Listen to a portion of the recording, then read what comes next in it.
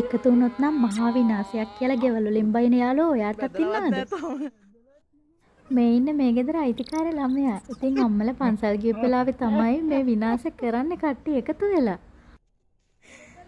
කොහොම හරි කරලා පුටුව ඒ පැත්තට මේ පැත්තට ගහවටේම කැරකිලා මං හිතන්නේ පැය භාගයක් විතර උඩට කොහොම හරි ඔන්න ගෙඩියක් කඩාගත්තා.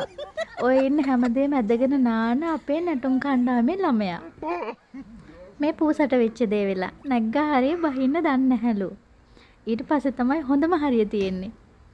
අනේ දෙයනේ මේ කුරුම්බ ගෙඩිය කපන්න විඳපු දුකක් දැක්කනම් අපිට අනුකම්පා කරලා කුරුම්බ කපලම ගහේ හැදෙනවා. ඒත් ඉතින් අපි එහෙමයි කියලා අපේ ගේ මත හරින්නේ පරාක්‍රම බාහුව ගැම්ම අරගෙන හරි අපි අපේ වැඩේ ලස්සනට කරගත්තා. මං හිතන්නේ අපිට මේ කුරුම්බ ගෙඩි දෙක කඩලා කපලා මේ වැඩේ ඉවර කරගන්න පැය එකමාරක් වගේ වෙලාවක් ගියා. ඉතින් අපිට ඊට වඩා ඇත්තටම ලේසි මේ ගිහිලා කුරුම්බ ගෙඩියක් අරන් ඇවිල්ලා බිව්වනම් ඒත් මේ සතුට අපිට සල්ලි වලට ගන්න බෑ කියලා හිත හදාගෙන අපි ඉන්නවා. සමහර වෙලාවට හොඳම යාළුවෝ 3 දෙනෙක් එකතු වෙනවා කියන්නේ ලෝකයක් උනත් විනාශ කරන්න පුළුවන් කියන එක. ඉතින් මගේ ඩාන්සින් ගෲප් එකේ කෙල්ලනේ ආදරෙයි.